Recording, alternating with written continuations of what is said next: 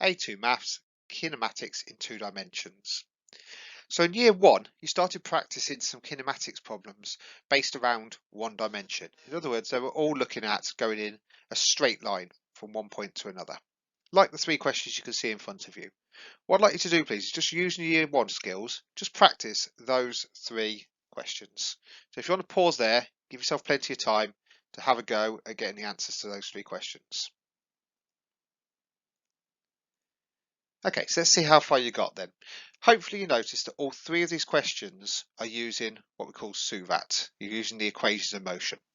And so what you're looking to do is you're trying to figure out which parts of the equations of motion you already know. So which is your SUVAT that you've actually calculated, and which part of the SUVAT equation do you actually need. Once you've done that, then you can figure out which of the SUVAT equations, which is the equation of motion, is the most appropriate to use. And do not forget, you've got all your equation of motion in your formula book. I'll be referring to your formula book quite a bit today, so what would be a good idea is for you to have your formula book out in front of you. Okay, so let's see what we got here then. So in this question, we can see a car is travelling at 27 meters per second. So that's a velocity. It applies the brakes with a constant deceleration. So there's your acceleration there. In this case, it's a negative acceleration of -9 meters per second. How long does the car take to stop? Now that's a key word in there, takes to stop. So that's a final velocity. So you have a final velocity of 0. So we've got an initial velocity, we've got a final velocity of 0, and we've got an acceleration. And what's it actually asking for? It's asking for how long, a distance, or a time. In this case, it's how long it's going to be a time. How long does the car take to stop? Okay, it should be a bit clearer. It's how long in seconds. So we're going to use v equals u plus at because it's the only one that doesn't have the distance part in it, which is not what we want. So we can substitute in our v value, our u value, and our a value. Not forgetting that it's -9. It is decelerated. Obviously, it won't make much sense going from 27 down to 0. A bit of rearranging gets us a time of 3 seconds. It takes 3 seconds for that car to go from 27 meters per second to 0. Okay, right, if you want to just pause again and give me more time to do number 2 and 3, by all means do so. Okay, so let's look at number 2 then. So we've got a constant velocity of 3 meters per second. It slides past her stationary friend. 5 meters after she passes her friend, she tries to stop. Okay, so she's still traveling at 3 meters per second, 5 meters after passing her friend. She tries to stop, but ends up 12 meters away when she comes to rest. Same problem before. We've got an initial velocity, we've got a final velocity of 0, we've got a distance in this case, or a displacement. If you want to call it a displacement, that's fine. So we've got those 3 bits of information, and we're looking for, from when she started to decelerate, how long did it take her to stop? Okay, so when she started, how long did it take her to stop? So we're looking for a distance in this case. So we're looking for a distance, s equals a half u plus v times t. So once we've got the distance there, we've got 7 meters equals a half 3 plus 0t. What's important there is that you've got the 7 meters because it's 12 meters minus the 5 meters from when she passed her friend.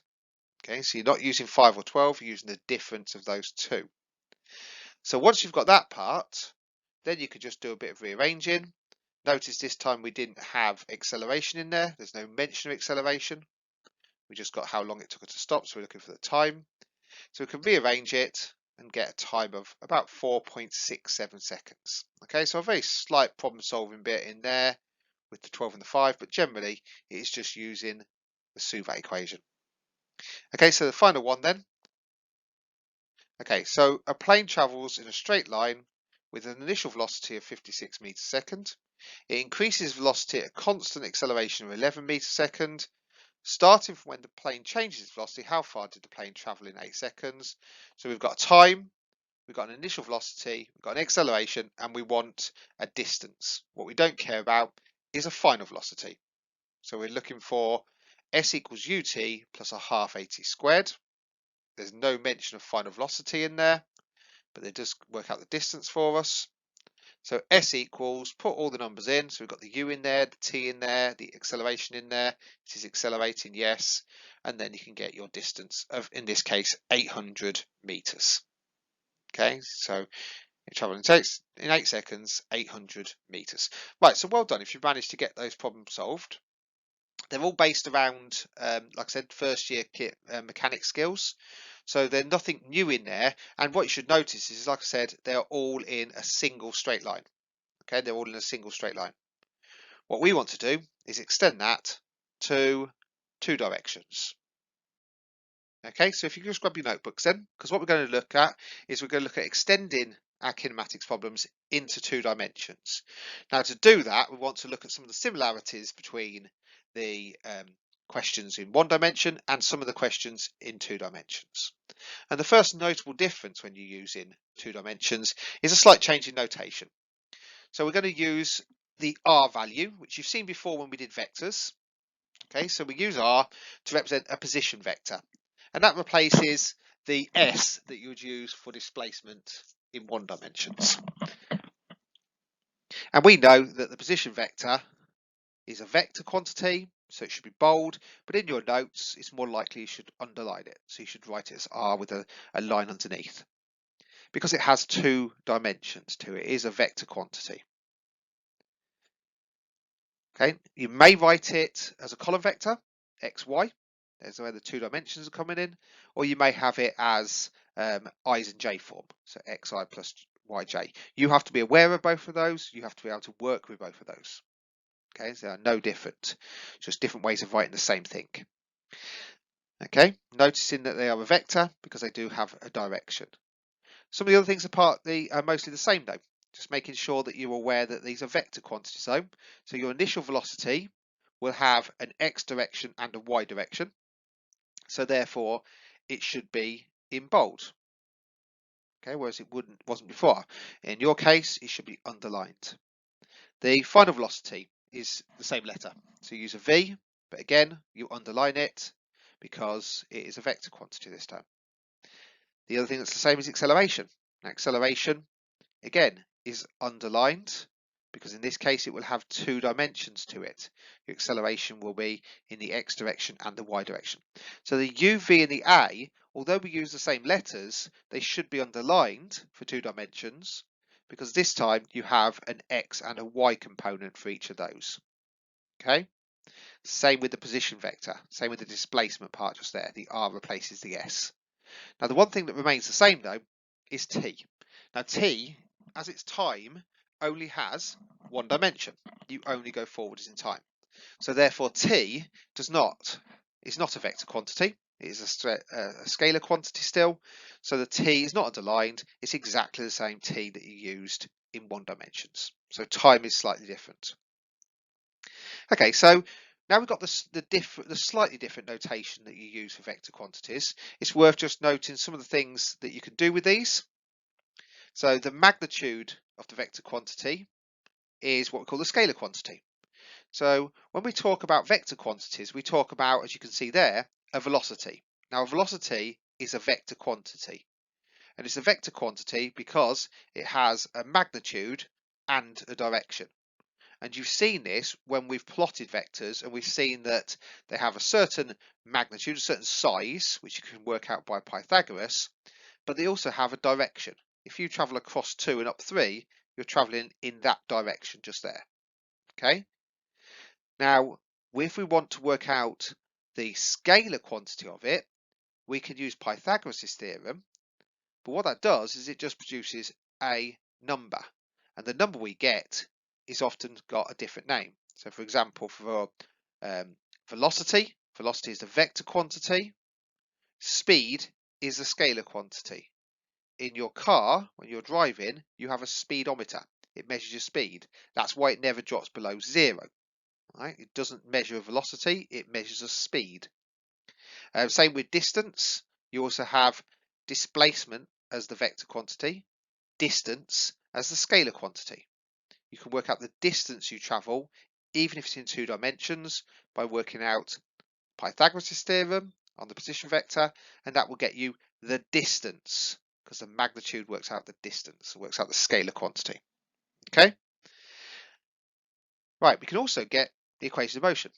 Now, because you can get the equation of motion from the 1D form, and we'll look at how to do that again in a minute, just as a recap, you can apply this exactly the same bit of maths to work out these values just here. We can work out that V equals U plus AT, for the same reasoning as the previous equation of motion.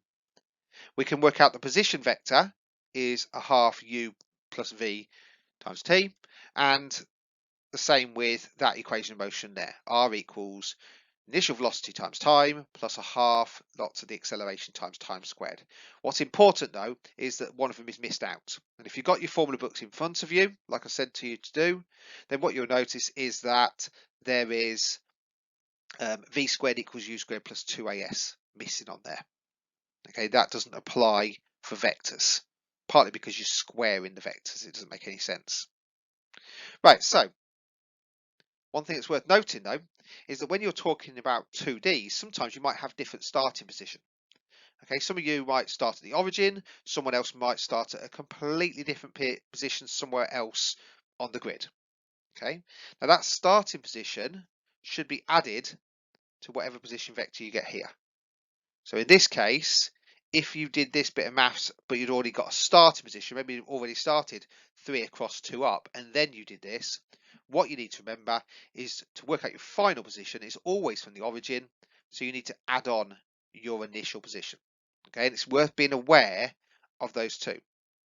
Okay, that your final position is always your initial position plus whatever else you've done over a given time. Okay, so just be aware of that. Okay. One thing you might notice in that previous question with the skater going past their friend was you considering this already. Okay, you considered that in 1 dimension already, but you've done the maths in your head. It's a little bit easy in 1 dimension. With 2 dimensions, it's always worth being aware that you might have an initial position you have to consider. Okay, so sticking with your notebooks then, there's an exam question there for you to have a think about. So we're going to look at solving that. So I'll give you a moment just to write it down and have a think about it. By all means, have a go yourselves.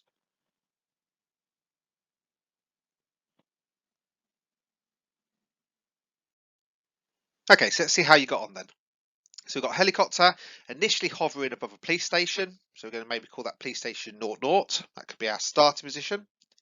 It sets off with an acceleration of 0.5 and 0.4. So it's got an initial velocity of 0 or 0, 0, if you want to think of it like that. The helicopter does not change its height. So we're not thinking about 3 dimensions. You guys don't need to worry about 3 dimensions. Okay, so it's not changing up and down. It's traveling in a straight line, but using x's and y's. So in a 2D plane. So find the velocity of the helicopter after 12 seconds of accelerating. So we've clearly got a time given to us there. So we've got an initial velocity, we've got an acceleration, we've got a time, and we want to work out the acceleration. Okay, so find the velocity. We want the final velocity there. Okay, so what can we use? Well, because we've got the initial velocity of 0, we've got the acceleration of 0.54, we've got a time of 12. Okay, it's been accelerating for 12 seconds. What's its final velocity? We can use V equals U plus AT. And we can put those vectors in, the same as what we did in these very first questions, like you practiced last year. And so we could do it in vector form. And once we've added those two together, we get a final velocity of 6 across 4.8 meters squared up. So it's 6 across 4.8 meters squared up. It's got a velocity in that direction. Okay.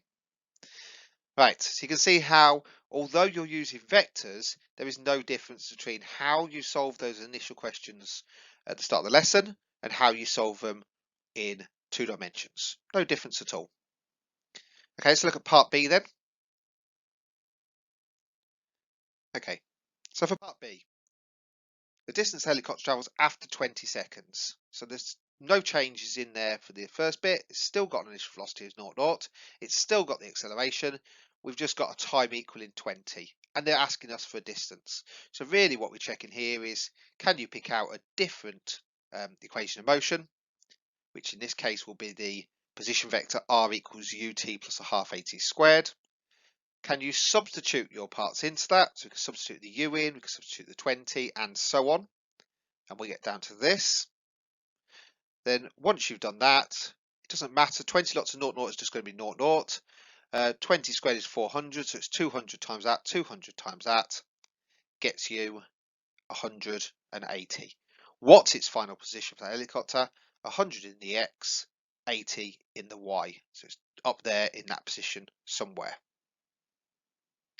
Notice that we can change, the question does ask us for distance. It's very easy to miss that out, to think, right, that's it, I'm sorted. Now that is a displacement, that part just there. So you change it into a distance, we want to work out its magnitude, its size. So yes, you've got 100 across and 80 up, but what distance have you travelled to get from there to there? So its displacement is the components, the distance is just the magnitude of it. Okay. So what happens then? We do 100 squared, we do 80 squared, square rooted, and the answer comes out to be 128. And you'd expect it to be more than those two because it's the hypotenuse of the triangle.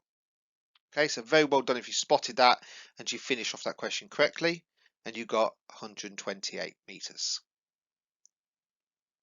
Okay, so pause if you need more time. Okay, so I said I'm going to have a recap from last year. So you did this last year, but it's worth just having another look. So if we got a velocity time graph just there, and we plot the equations of a constant acceleration.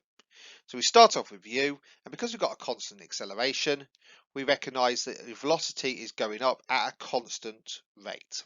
So we start at u, over a given time, we would get up to a final velocity v. So that is the graph for a constant acceleration. Now from that, we can read pretty much all the equations of motion. We know that acceleration is the change in velocity over time. So how long does that take, or what is the change in that one over time? Now we can work this out because we can work out the up over along. Now the up part, right, is going to be the difference between the v and the u. The across part is the distance from 0 to t. So that's just going to be a distance t there. That's going to be a distance of v minus u over t. Now that is one of the equations of motion. We can rearrange it a little bit. We can times by t to get at, and we can rearrange by taking the u over. So therefore we get v equals u plus at. And you can do that just by looking at the gradient of that line just there. But it is interesting that you differentiated a velocity time. All right, you differentiate velocity time and you got acceleration. We're going to come back to that fact in a minute. You differentiate velocity and you got acceleration. Okay, so once we've done that then, can we also work out the displacement? Well, the displacement is going to be the change in velocity over time. So we're looking at working out the area, the distance you've covered underneath the graph. So if we can work out the area underneath, what we would get is just a trapezium. And the trapezium rule says you do that height plus that height times by this distance just here, halved. That's where this formula comes from here. Half u plus v over t. So there's the u, there's the v, times by the distance across, which is t, and we half it because it's a trapezium.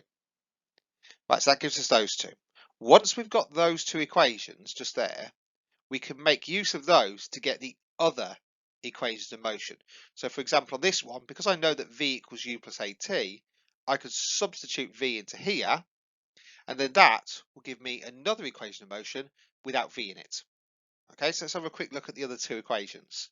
We've got, because t equals v minus u over a, taken from this first one, a rearrangement of the first one, what I can do is I can substitute that in there.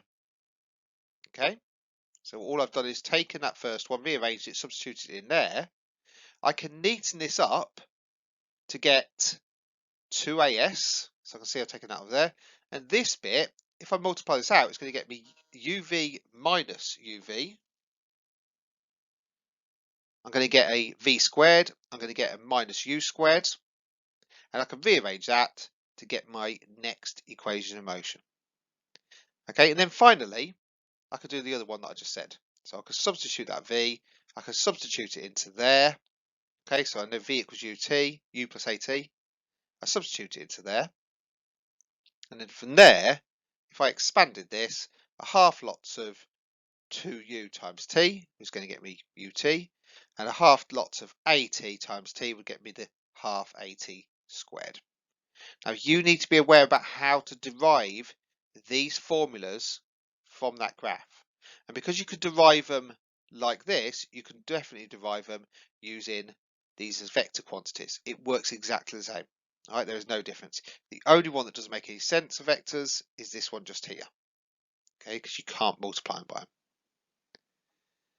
Okay, so what we just want to do is just have a focus on these two parts just here. Because acceleration is the change in velocity over time, what that means is we can actually bring in some calculus. And again, you did see this last year, but we are looking to extend it into 2 dimensions. So the first thing we noticed is that really, if you're talking about acceleration being a change in velocity over a change in time, you can write it as dv over dt. If you're talking about velocity being a change in displacement over time, okay, so you're doing it the other way around, velocity is a change in displacement over time, then you could write velocity as the differentiation of displacement. So you differentiate displacement, you get velocity, and if you differentiate velocity, you get acceleration. Now the link between those two is if you differentiate that one twice. Differentiate once, you get velocity, differentiate again, you get acceleration. Now you know how to write differentiation twice. You could write it like this. The acceleration is displacement differentiated twice. Okay, so you get a second derivative just there. Right, so just like I said, you've got that from last year, but if you want to take any more notes, that's fine. Just pause there. So we noticed this from last year as well. Just putting this back up again. So we know that we could differentiate like this. We can differentiate velocity, get acceleration, but it also works the other way. We could integrate acceleration, and that gets us velocity. We just need to be aware that's going to create an extra constant. And also you can integrate velocity and get displacement. And again, that could create an extra constant of integration. So we need to be aware of that. But you could definitely use calculus to go between acceleration, velocity, and displacement. Okay, you can use calculus either way around. Now, because that's true for 1 dimension that you saw last year, it's also true for 2 dimensions. In fact, there is no difference. So just in your notebook, please, just make sure, because there is a slight bit of difference in notation, just make sure you've got this down in your notebooks, that if we want to go from displacement to velocity, we can differentiate the displacement. If we want to go from velocity to acceleration, we can differentiate velocity, and so on the other way with integration. So you can go between displacement, velocity, and acceleration in 2 dimensions exactly the same way as you did it in 1 dimension. So what I'd like to do is just pause there, get down that bit in your notebook so you've got the connections, and then we'll look at making use of these. Okay, so just to make sure that we can expend them into component form as well. So just to show you why it's slightly different. If we take the position vector as xi plus yj, or xy in column form, you can write it as x over y, then what you can do is if you're going to change it to velocity, you could differentiate these parts individually. So we could differentiate that part and that part individually. Now you can both do them both in terms of time, because this is all about differentiate in terms of time, but you could differentiate the x part in terms of time, and you could differentiate the y part in terms of time. And then once you've done that to get velocity, velocity can be applied again to get acceleration, that you can differentiate a second time to get acceleration. Okay, or differentiate the velocity equations in terms of time. Okay. So we're going to look at an example of that where we can see that something's been split up into components and we can differentiate each of those components. So again, pause there, get what you don't need down in your notebooks. Okay, so what I'd like you to do, please, is I'd like you to have a go at this yourself. So you might want to just pause straight away and have a go. You might want to see me do the first example. Okay, I'm more than happy for you to do that. If you've done as much as you can, I'm going to give you an extra hint. And the reason why I need the extra hint is because at the moment, you should have a general rule for these three. So what I'd like you to do is just pause there, have a go yourselves. Okay, so if you've done it all and you need the extra hint to get the answers to these ones, you could use these two facts here, some extra information. These extra information will allow you to work out what the answers to these are to get what we call a general solution to them, rather than the particular solution, rather than the general solution you've got at the moment. Okay, so see if you can use these bits of information. So pause again, see if you can finish off these three bits down there. If you still haven't made a start at it because you're not sure what to do, don't worry, I'll give you an answer to the first one, then I'd want you to pause and have a go at the others. Okay, so let's see if you got the top line. So number one. So this is my displacement. To get velocity from this, I just need to differentiate it. And then once I've differentiated the first time, I can differentiate again to get acceleration. So let's start with this one just here. What's the differentiation of 3t plus 2? So the differentiation of 3t plus 2 is going to be 3. So I should have v equals 3i. What's the differentiation of t squared? 2t. So I should have v equals 3i plus 2tj. Okay, so that's what I should have when I differentiated it the first time. Once I differentiate this again, the 3i to get acceleration, the 3i, now 3, when you differentiate 3, goes to 0. Okay, so that's going to disappear completely. What happens to the 2t? Well, that's just going to go to 2. So your acceleration is just going to be 2 in the j direction, nothing in the I direction at all. Now, if you wrote these as vectors, you'd just write that as 0, 2, 3, 2t, 3t plus 2 over t squared. You could write it as a vector if you want to. Just a bit easier to write them in i's and j's in this case. Right, so you can see what we've done there. We differentiated both of those just in terms of t.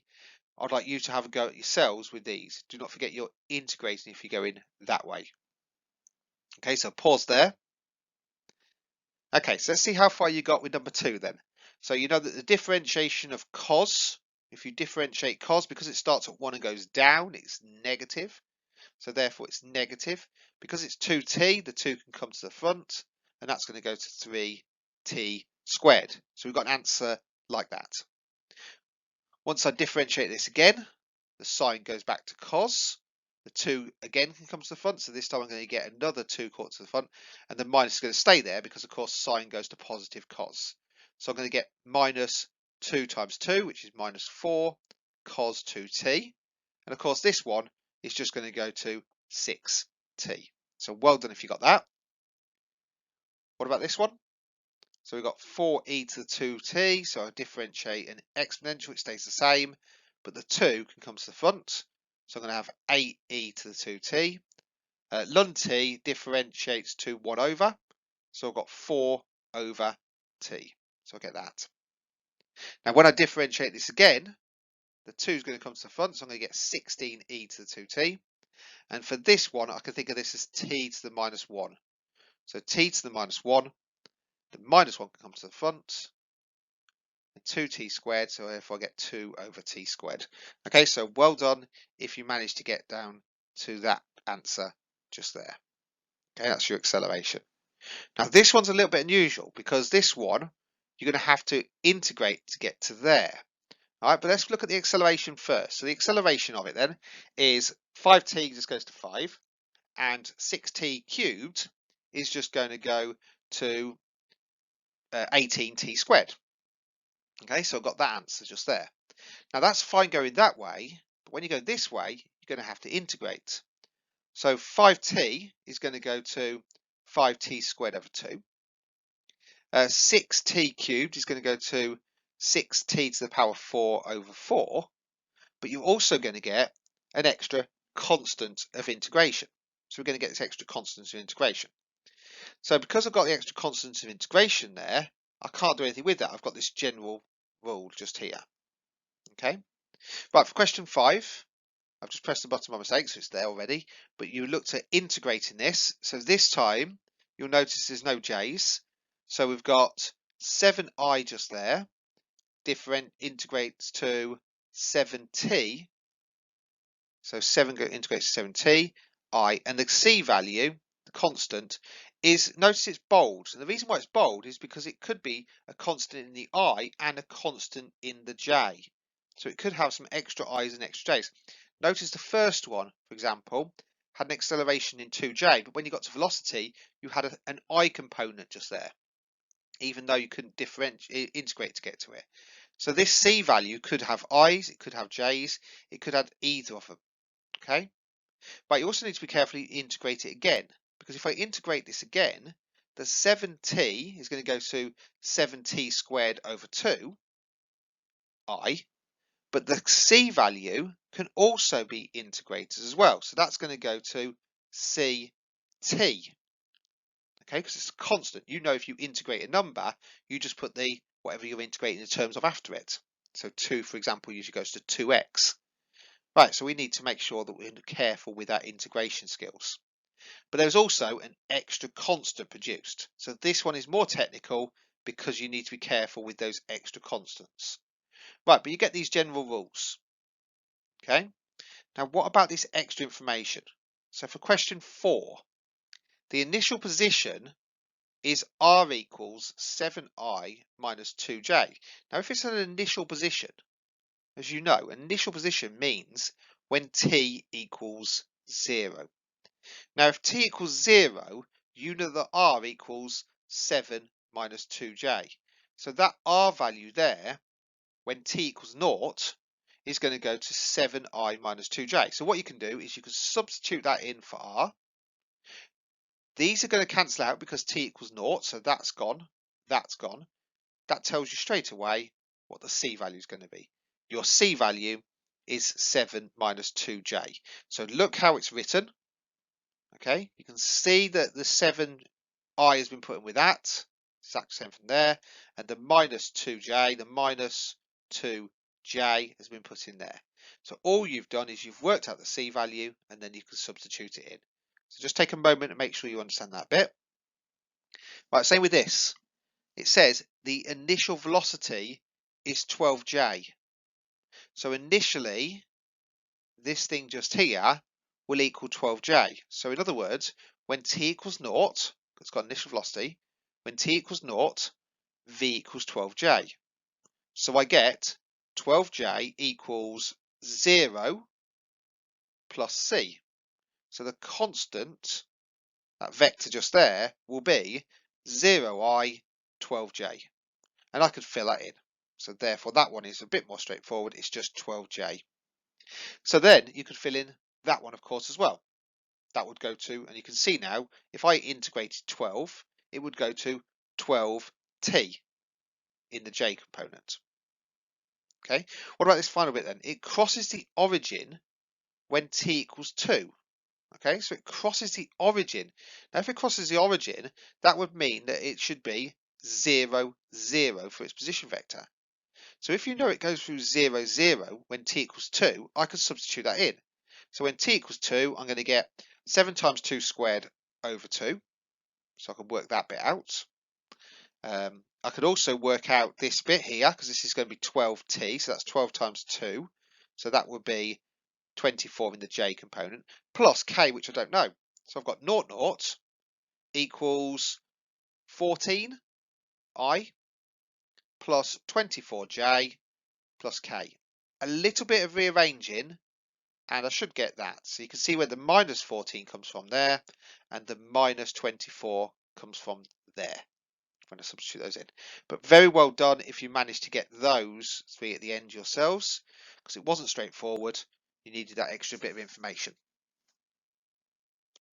Okay, so a lot of exercises to have a go at there, but a lot of practicing from your SUVAT, but also practicing some of the integration and differentiation between acceleration, velocity, and displacement. Okay, so make Good use of the time. You should be practicing all of those as fully as you possibly can so you gain a full understanding of kinematics in 2 dimensions.